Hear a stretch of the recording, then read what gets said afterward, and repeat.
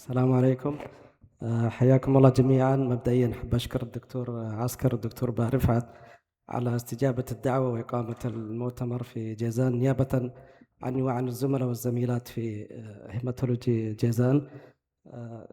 أتمنى لكم إقامة ممتعة إن شاء الله، تستمتعوا بأجواء جيزان وأكلة جيزان، المناطق السياحية. شكرا Mr. Chairman for the introduction, and thank you for the organizing committee for the accepting to participate in sharing our experience with HIV-associated lymphoma. Initially, we started in oncology service in Jizan since 2014. Thank you, Dr. Bakkar. He was with us before he left to Riyadh. Over 10 years, then we moved to new hospital in Jizan, مستشفى جيزان التخصصي, Jizan Specialist Hospital. Is a new hospital, 500 bed.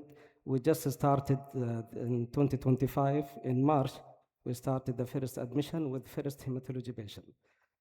Inshallah, we have more advance, inshallah, in the next few years. So general overview, because of the time, I apologize to skip some slide for the time management. As you know, HIV-associated lymphoma still matters, yes, because the risk is increased up to 20 times in population affected with HIV as compared to general population. Is considered number one cancer mortality and leading cause of cancer-related mortality in patients living with HIV. It's considered as first presentation in around 20% of patients. And is it global burden? Yes, is around calculated or reported up to 338 million people living with HIV worldwide. This means more lymphoma associated with HIV it will raise.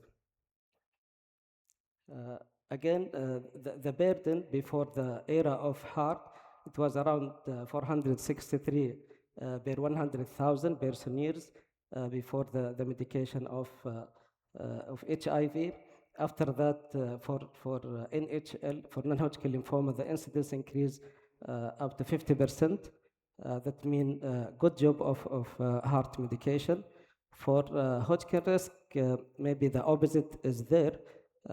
There is increase in the cases, in the incidence of the cases, even with use of heart medication, the risk up to 26-fold increase the risk. Lifetime burden by age 75, non-Hodgkin lymphoma up to 4.5%, and Hodgkin lymphoma 0.9 in affected patient versus 0.1 in non-affected. Non-Hodgkin, as mentioned, is decreasing in the era of heart medication, and the Hodgkin increasing due to different mechanisms. And the Hodgkin require moderate immunity to form tumor microenvironment and driven by persistent, mainly AB virus. Subtypes of HIV-associated lymphoma, we have diffuse large B-cell lymphoma up to 50%, Burkitt it happen up to 30%, Hodgkin up to 15%, and plasmablastic lymphoma 10%, and primary CNS lymphoma less than 5%. And this graph shows the incidence over the years. As you see, diffuse large B-cell lymphoma is decreasing in the incidence. Hodgkin is increasing, and other also like primary CNS lymphoma and primary plasmablastic lymphoma is decreasing in the incidence. Pathogenesis key concept is different mechanism for this disease. Immune dysregulation, oncogenic viruses, and HIV protein effects have a major role in mechanism of lymphoma in patients with HIV. Clinical feature, up to 80% of this patient presenting in an advanced stage from 3 to 4, extranodal up to 70%. Majority of patients will present with B symptom, and up to 20% they will present as first presentation for their HIV. The most common site is GIT, represent 30%, and bone marrow 25%, CNS and liver as well as spleen from 15 to 20%. Difference between HIV-associated lymphoma and general population. As mentioned, the diagnosis, they are early, they mainly present in advanced stage, up to 7, as compared to the other patient, extranodal, and they are invasive, frequent extranodal unseen is in up to 80%, and highly frequent be symptom presentation. Diagnosis as well as any patient, other patient with lymphoma, but CD4 count and viral load is very important, as well as other viruses like ABV virus. For the treatment, it's very important the curative intent therapy and continuous heart medication even before starting chemotherapy. No treatment delay, just to have good outcome, and supportive care is important for monitoring the febrile neutropenia and sepsis complication. The gold standard of the first line therapy for diffuse large B-cell lymphoma R-CHOP, and I didn't find any reported cases of the novel agent, Bola R-CHOP. I'm not sure about it.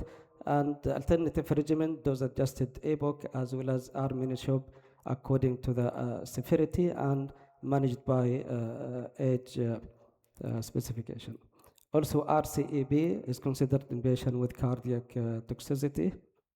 For Hodgkin lymphoma, AVBD is still the standard of care, although brentuximab have been reported in some cases, and we have our own experience in this immunotherapy. Burkitt lymphoma intensive regimen is there.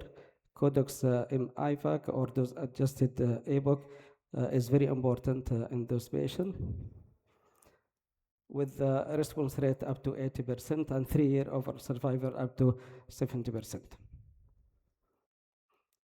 Also, plasmablastic lymphoma and primary CNS lymphoma, also in those cases, are very aggressive with low incidence with after start of heart medication, R-CHOP or CHOP-like, as well as high-dose methotrexate in patient with primary CNS lymphoma has a major role in these cases.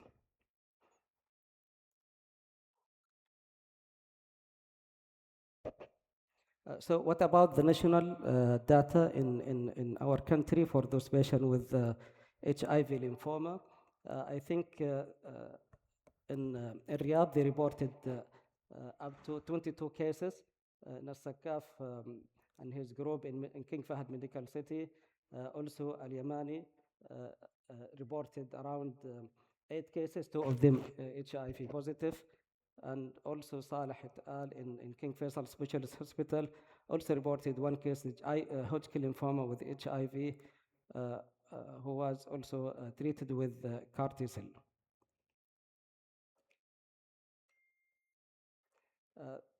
This is more. This is for the data by King Fahd Medical City from March from 2017 to 2025. They reported 22 cases. B symptom was there in 86% with advanced stage up to 68%, and CR in around 60% with median overall survival 12 months. Our cases,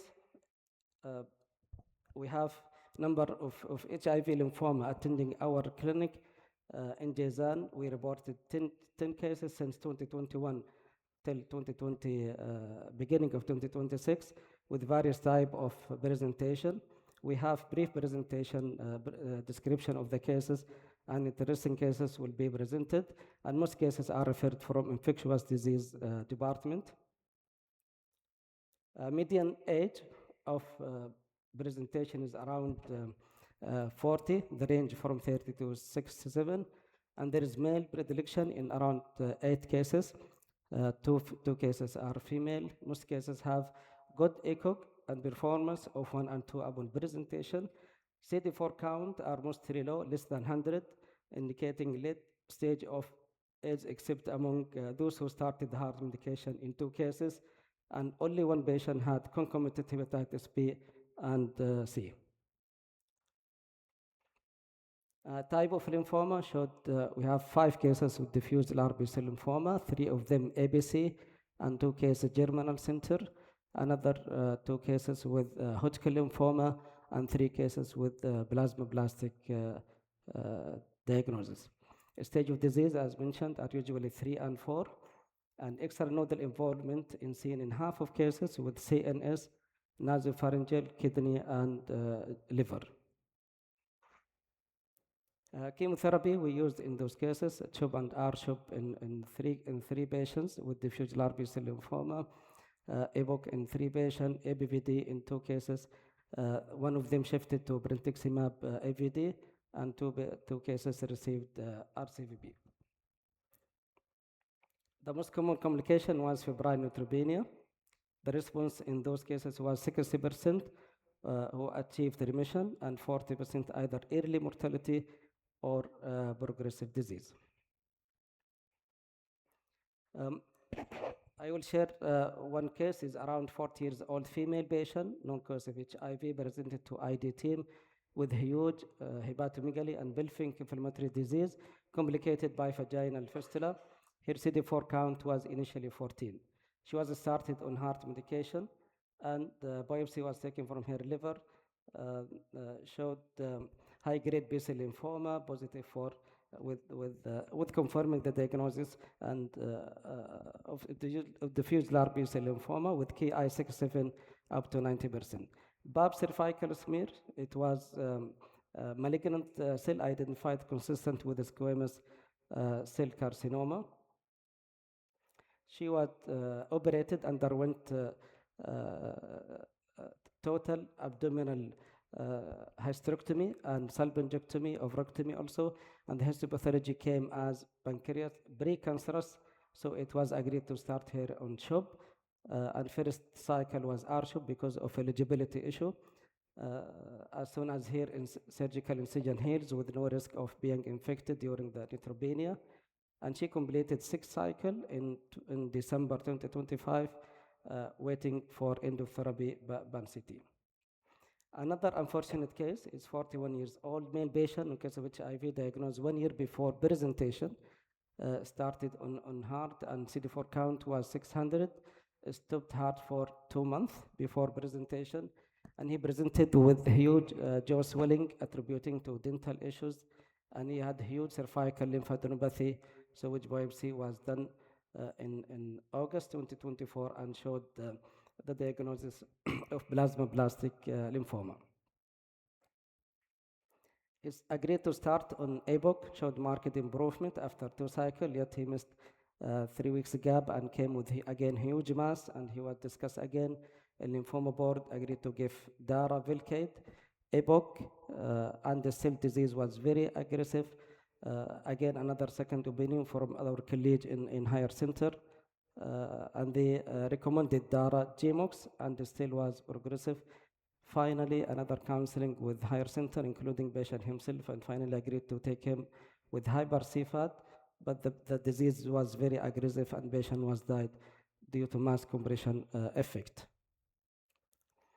So in conclusion, we had in our center over 5 years, 10 cases of different types and presentation with late presentation. Young male patients predominate, 80% of them did not start heart medication for HIV. CD4 was very low in 80% of those patients, ABV positive in most of the patients, and response rate 60%, that's similar to national and international findings. Complication, mainly febrile neutropenia that need close monitoring. By this, thank you, and thank all my team, the nursing and medical in our department. Thank you very much.